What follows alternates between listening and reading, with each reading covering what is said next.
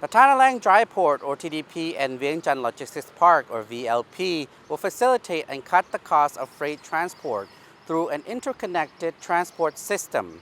The project developers had told Japan's trade representatives and business executives.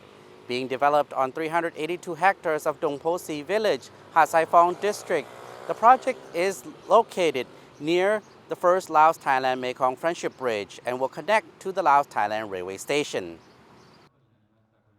The developer and the Japan External Trade Organization, or JETRO, on Tuesday jointly delivered a webinar on the Thailand Dry Port and Vientiane Logistics Park titled, How the Logistics Environment Will Change in Laos. Those attending the webinar in person at the project office in Dongposi Village, Hat Saipong District, Vientiane included JETRO outgoing Chief Representative Katsuichi Iwakami, his staff, and VLP Vice President Mr. T. Chi Singh.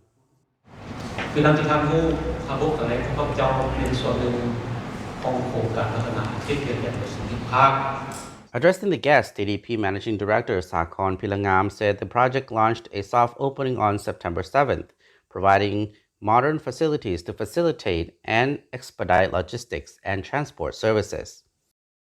Located next to the Laos-Thailand Railway station near the Laos-Thailand Mekong Friendship Bridge 1, infrastructure and facilities are being built to link the railway with the Laos China Railway, which will eventually link to the interconnected transport system. The Laos China Railway links to the China's railway system stretching further and reaching Europe. The transports of goods from Southeast Asia to Europe via the railway will take just over 10 days, but shorter than using the sea route, which takes about 45 days. Mr. Sakon said the company has reached an agreement with the developer of the Laos China Railway to build infrastructure and facilities to link the railway with the dry port. Land within the dry port has been allocated to build a container transfer area.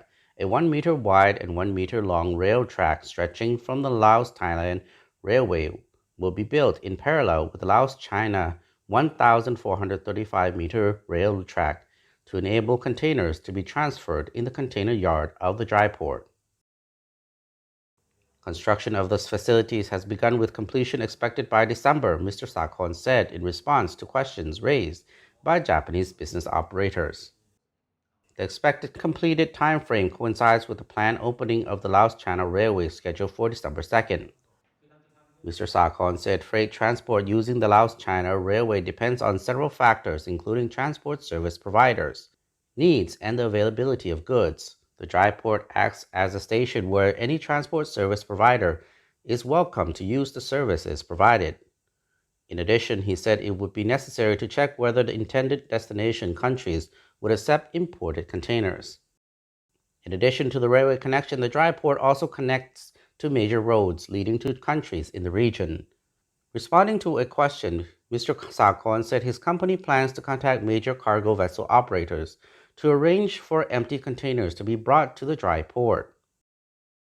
Mr. Sakon informed attendees that the dry port acts as a border checkpoint for goods transport, similar to a seaport-based or airport-based transit area or international arrival zone, where procedures are streamlined to enable the free flow of trucks and freight.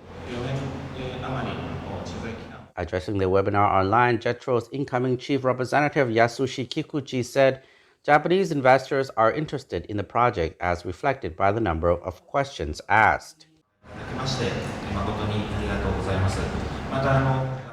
Through an interpreter, he pledged that JETRO will continue to cooperate with the project and assist Japanese investors wanting to do business in Laos.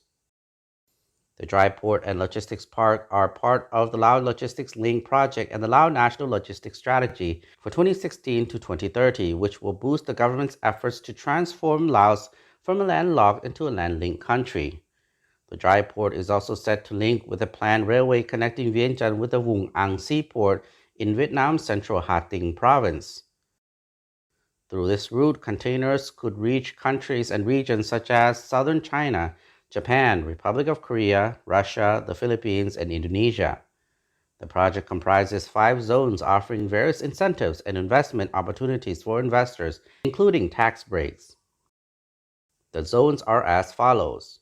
1. Thailand Dry Port or TDP, the center of international import and export trade with all categories of customs operations. 2. Tank Farm, a fuel distribution center for Laos. 3. Logistics Park, a warehousing and distribution center. 4. Free Trade Zone. 5. Export Processing Zone. The $727 million project set to reduce transport costs and cut transport times through streamlined procedures. The developer and state authorities believe that the project will attract a significant amount of investment, thus being a huge boost to the Lao economy. The developers said the project is expected to directly generate a huge amount of revenue to the state budget from the fees charged for various services, cutting transport costs. Subakson Silapet and the LNTV English News team reports from Vientiane Capital.